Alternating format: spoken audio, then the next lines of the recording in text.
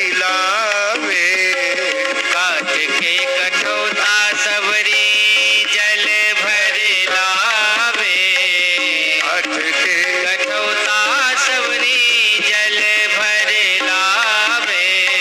चरण पथरी है मोर राम हो सबरी के दरबा। चरण पथरी है मोर राम हो सबरी के दरबा। विवश मोर राम हो सबरी के दरबा। जहाँ सबरी का आश्रम है आज भी उसका चिन्ह है। वो भगवान राघवेंद्र सरकार के मार्ग में नहीं आता था, थोड़ा टेढ़ा जाना था कोस दो कोस, लेकिन चूंकि मतंग महात्मा ने ये कह दिया था कि तुम्हारे घर भगवान आएंगे, तो ताहि दे गति राम उदारा।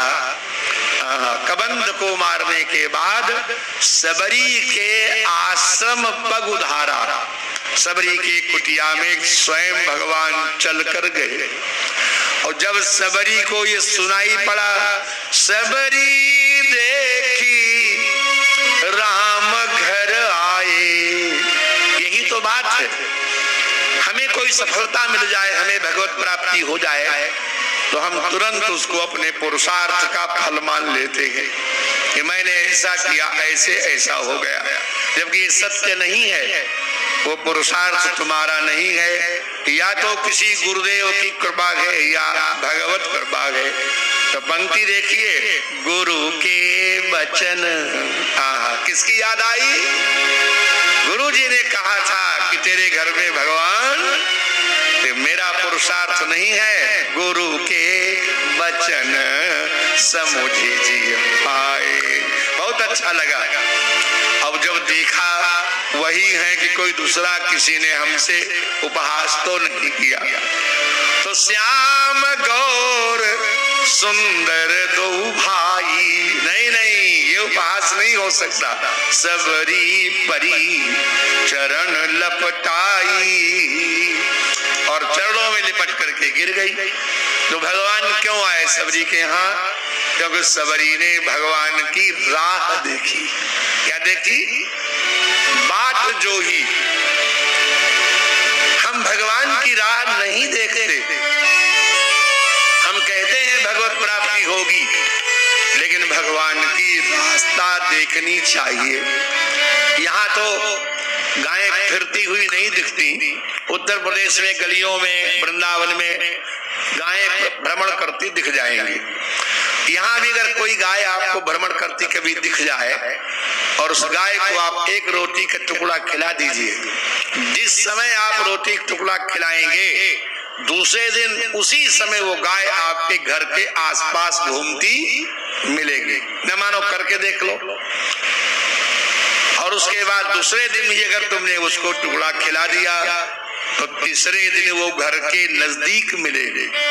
और 4-5 दिन अगर तुमने टुकड़ा लगातार खिला दिया और फिर कुंडी बंद कर ली, तो वो टक्कर मारेगी दरवाजे में, खोलो हमारी रोटी लाओ।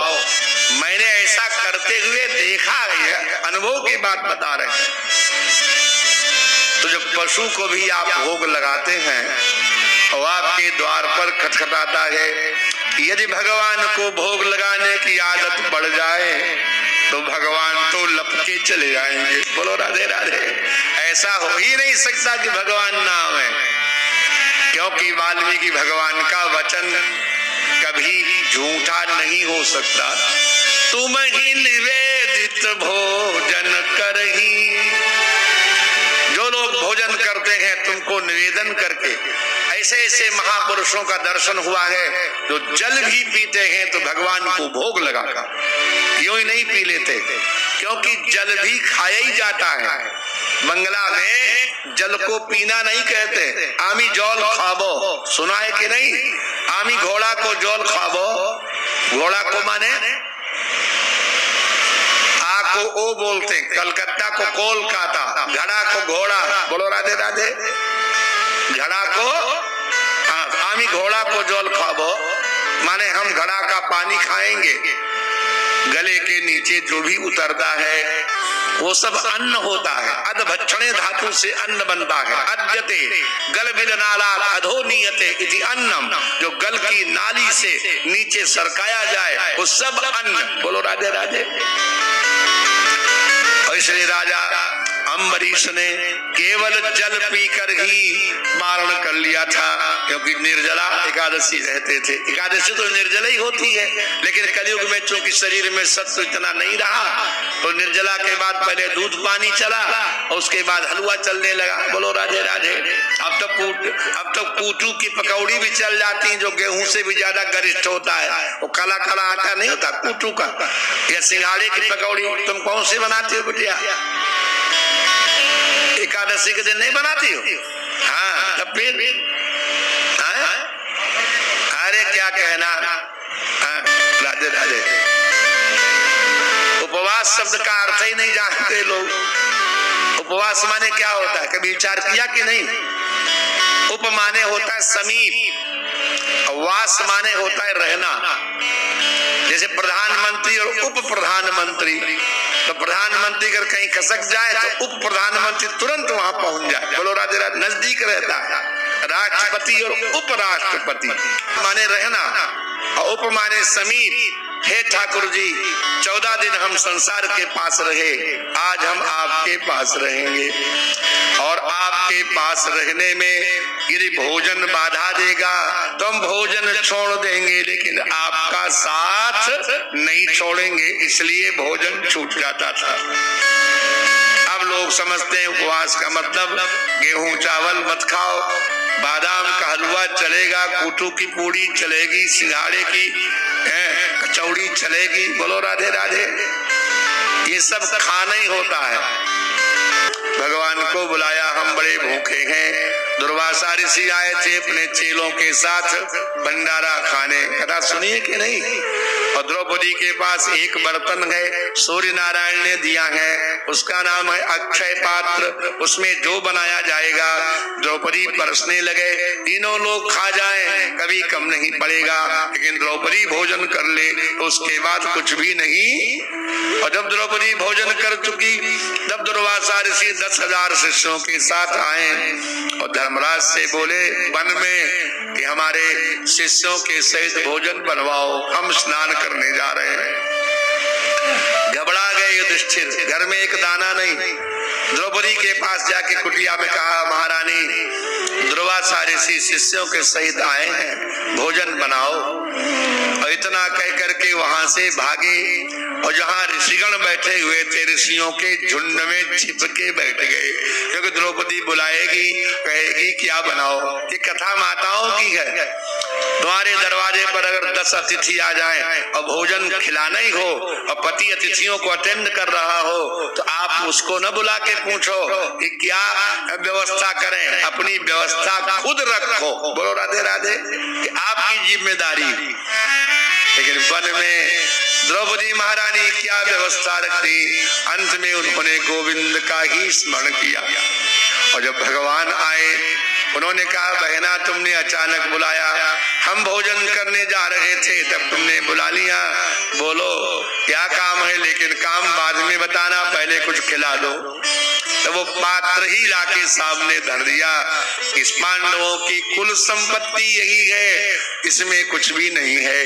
तो भगवान ने उस पात्र को उठाया और देखा झांक के, तो शाकान्न शिष्टम उपभोज्यत लोकी, उसके पेट में एक साग का पत्ता लगा हुआ था।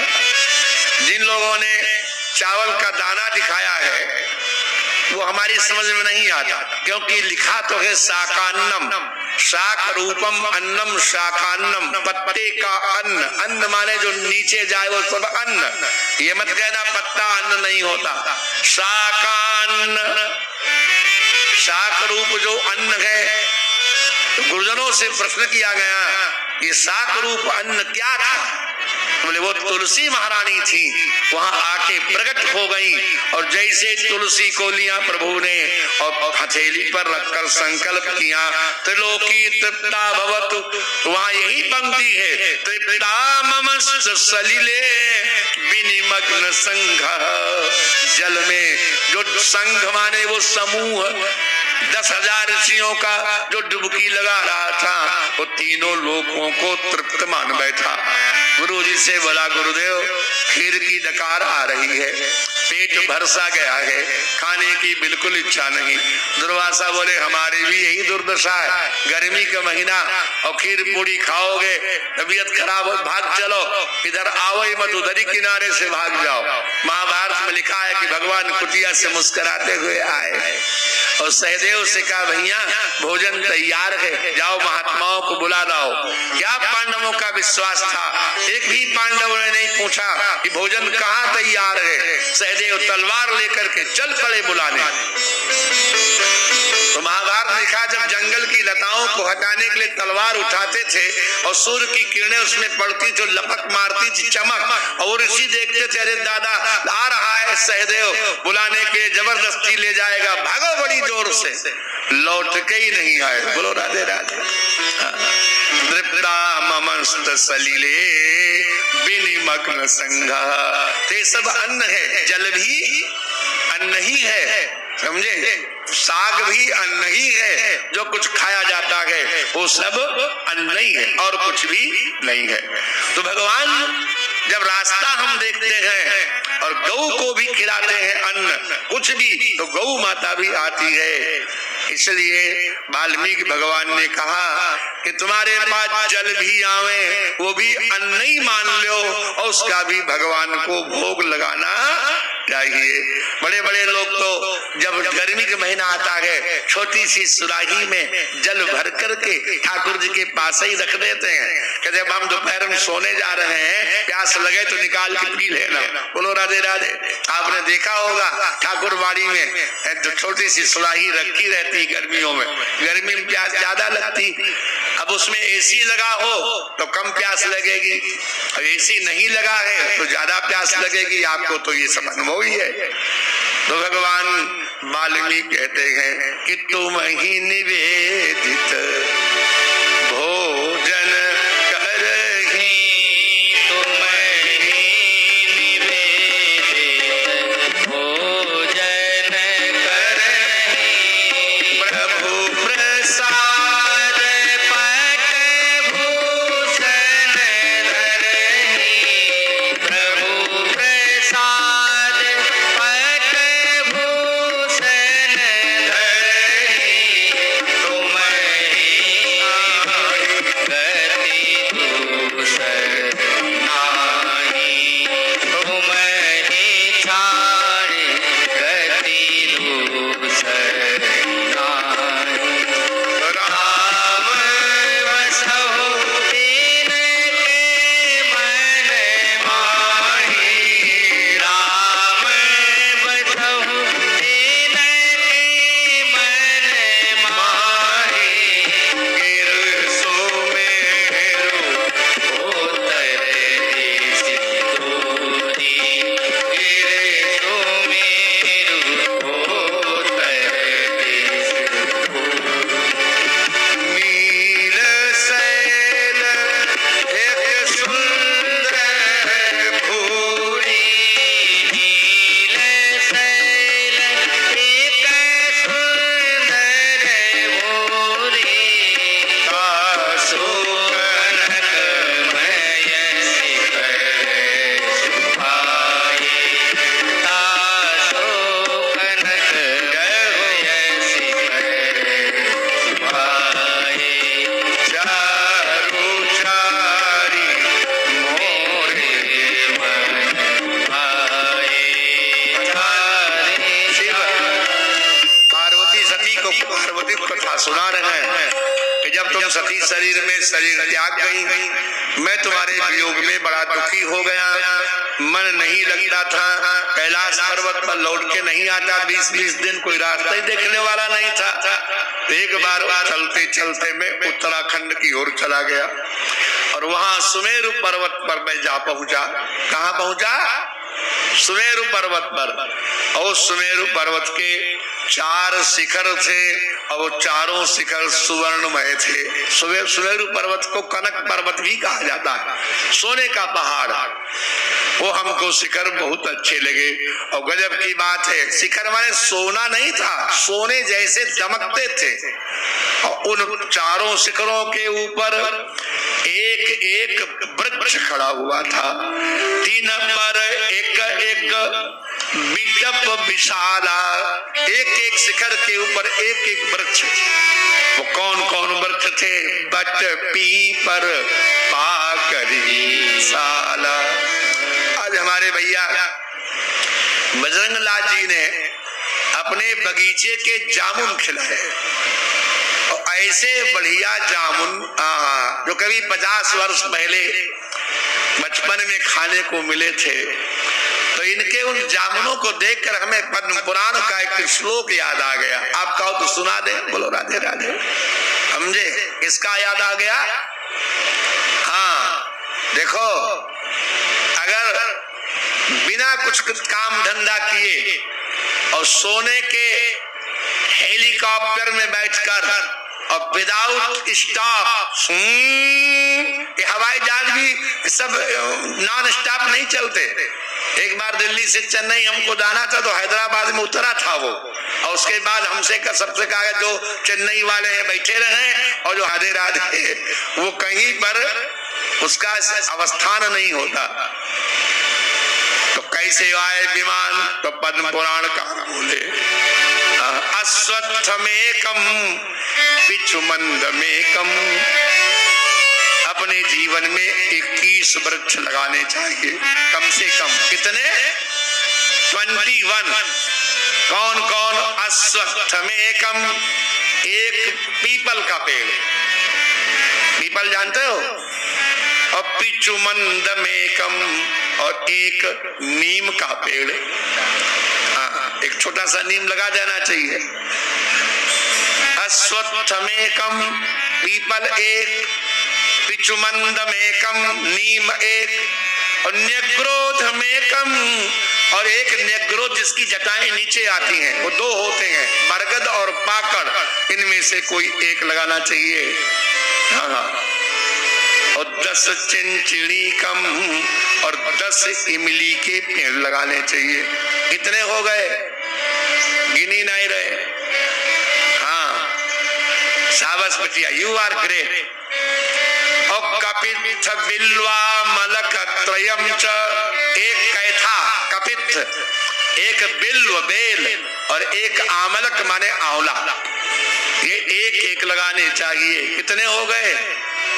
और पंचाम्र मुक्त्वा, और 5 आम, इनको लगाना चाहिए। तो नरकम न पश्येत, उसको नरक की यात्रा ही नहीं होती, वो सीधे वैकुंठ या स्वर्ग जाता है।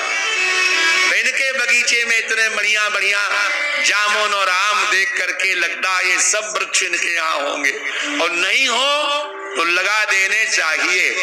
इनको नोट कर लेना चाहिए, क्योंकि ये बहुत वेद व्यास भगवान की दिव्य वाणी से निकला हुआ है। अश्वत्थमेकम, पिछुमंदमेकम, न्यग्रोधमेकम, 10 चिंचणीकम, चिंचणी माने इमली, और कपित्थ कैथा जानते हो, और बिल्व बेल, आजकल बिल्व का ही सीजन चल रहा है। बेल का शरबत ठाकुर जी को बहुत अच्छा लगता। त्रय में 3 है। और पंचाम्र मुक्त्वा, पंच आम्रम, इनको उपत्वा लगा करके नरकम न पश्येत, कैसा भी कर्म आपने किया हो तो आपको नरक की ओर से आपका रास्ता निकलेगा ही, देखना ही नहीं है। नरक भोगना बहुत दूर की बात, नरकम न पश्येत, उसका दर्शन ही